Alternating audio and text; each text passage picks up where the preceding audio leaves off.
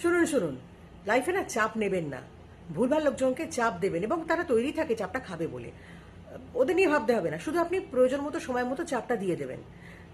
Example, ধরুন আপনি বুঝতে পারছেন যে একটা মানুষ আপনাকে অপছন্দ করে, তার কারণ হিংসার কারণে।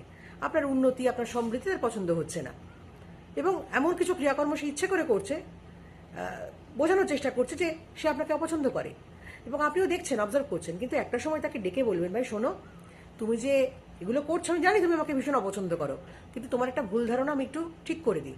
আমিও তোমাকে পছন্দ করি না, কিন্তু 1%ও করি না। বুঝতে পেরেছো?